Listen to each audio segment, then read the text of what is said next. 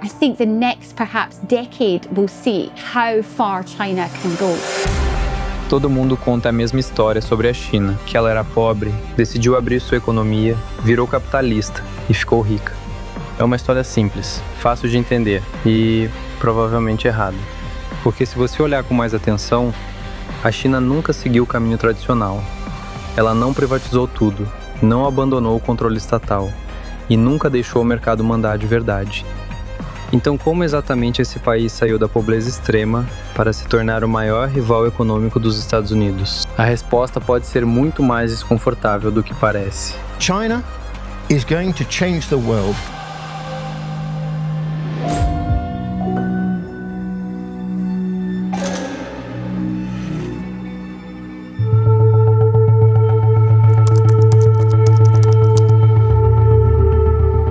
Hoje, a China é o centro da manufatura global.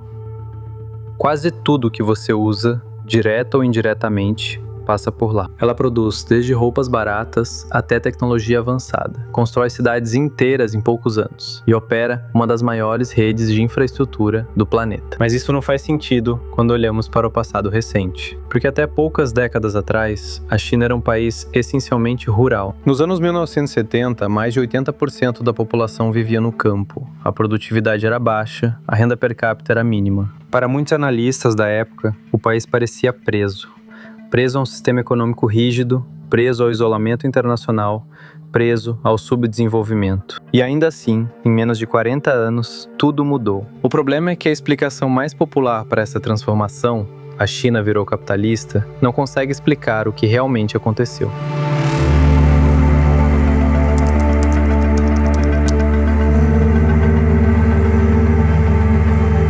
Para entender a ascensão da China, você precisa voltar para um período que muita gente prefere ignorar, a era de Mao Zedong.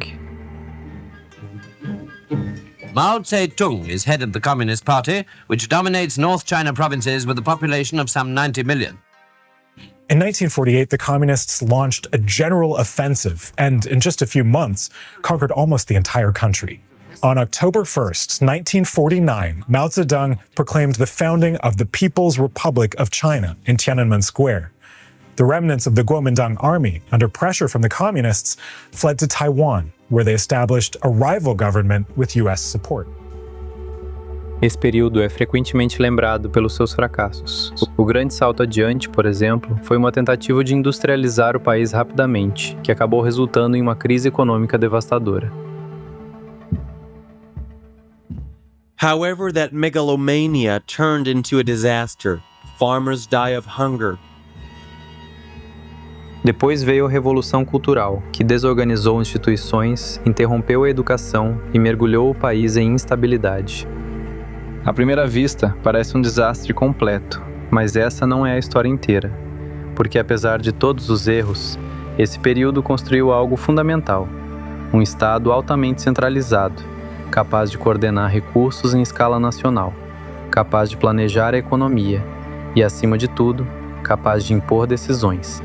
Além disso, a China consolidou sua soberania política e econômica. Ela não era dependente de potências estrangeiras, não estava integrada de forma subordinada ao sistema global. Aconteceram várias coisas durante os anos de 56 e 62. Né? Existiu uma grande seca, que igual está acontecendo hoje na China, uma combinação de fatores, inclusive o isolamento em relação à União Soviética, que levou o Mao Tse-tung a reverter completamente suas políticas pós-52, ou seja, o atraso econômico da China e os desafios que a China tinha que enfrentar desde então, que era o isolamento internacional, levou o Mao Tse-tung a elaborar políticas altamente equivocadas de industrialização, o que não deixou de permitir com que a China crescesse. Na época do Mao Tse-tung, o crescimento industrial, segundo o Banco Mundial, 6,6% ao ano. A China, em 75, inaugura o metrô de Pequim. E a China conseguiu entregar em 75 com tecnologia própria. Esse foi um momento de construção estrutural, uma espécie de fundação do sistema que viria depois. Sem essa base, a transformação futura simplesmente não seria possível. E foi exatamente esse estado, construído em meio ao caos, que tornaria possível algo que ninguém esperava.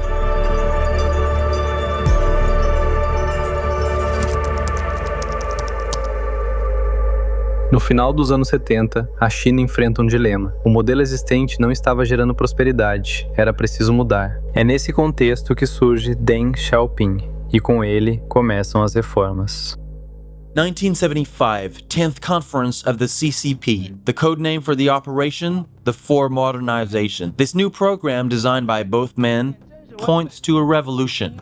It forecasts more consumer products, more services, and an increase of production quotas. The country gets ready to change its face, railroads are re-established, firms run again, and farmers start working again in the fields.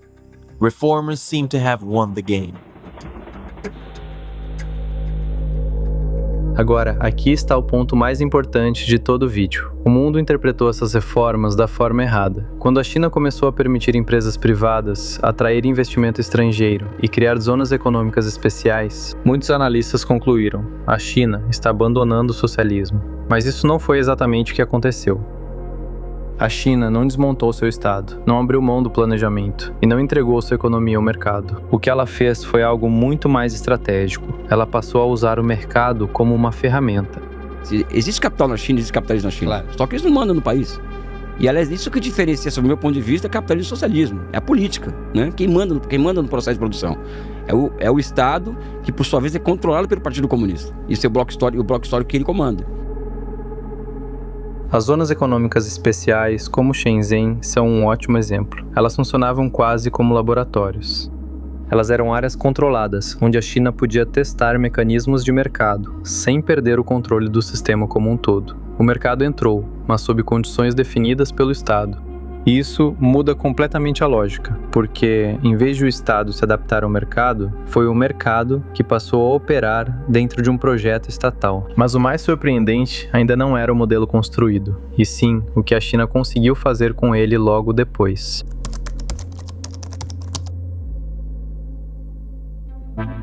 Entre os anos 90 e 2000, o mundo passou por um processo intenso de globalização. Muitas empresas buscavam reduzir custos. A produção foi deslocada para países mais baratos, e as cadeias globais começaram a se expandir. E a China estava pronta. Com mão de obra abundante, infraestrutura crescente e um Estado coordenando tudo, ela se tornou o destino ideal. Mas, de novo, existe um detalhe crucial aqui. Diferente de muitos países em desenvolvimento, a China não simplesmente abriu suas portas. Ela impôs as suas condições. As empresas estrangeiras frequentemente precisavam cumprir requisitos como formar joint ventures com empresas locais, transferir tecnologia e produzir dentro do território chinês. Ao mesmo tempo, o sistema financeiro continuava sob forte controle estatal. O crédito era direcionado, o investimento era planejado. Isso permitiu algo raro: a China cresceu rápido, sem perder o controle sobre sua trajetória. Enquanto outros países se tornavam dependentes da globalização, a China estava, na prática, moldando esse processo a seu favor. That China has global ambitions. China's influence is reaching right across the world. It has more than 100 trade partners. It trades now with more countries than the United States, and it's using that trade as a means of kind of elevating its standing in the world. Para muitos países, desenvolvimento significa aumento de renda e consumo, mas para a China, o objetivo era mais profundo. Era construir capacidade. Capacidade industrial, capacidade tecnológica, capacidade logística. E isso explica por que o país investiu tanto em infraestrutura, como trens de alta velocidade, portos gigantescos e mega cidades planejadas. Mas também explica o foco em educação técnica e no fortalecimento de empresas nacionais. Com o tempo, a China começou a subir na cadeia de valor, de produtos simples para produtos complexos, de montagem para inovação. Não, o crescimento econômico acima de 6% ao ano, a média. Isso não é qualquer coisa. Na história do mundial não existe isso. A China cresceu, eliminou a pobreza extrema em 2021 e eliminar a pobreza extrema em um país de 1,4 bilhão de habitantes. A China sai de 49 com expectativa de vida de 35 anos de idade e hoje ela tem uma expectativa de vida de 78 anos de idade. Então é inegável que a China entregou resultados do âmbito social gigantescos para a população, para e passa o processo de crescimento. Mas assim como é inegável também que a China ela acolhe as contradições desse processo de desenvolvimento.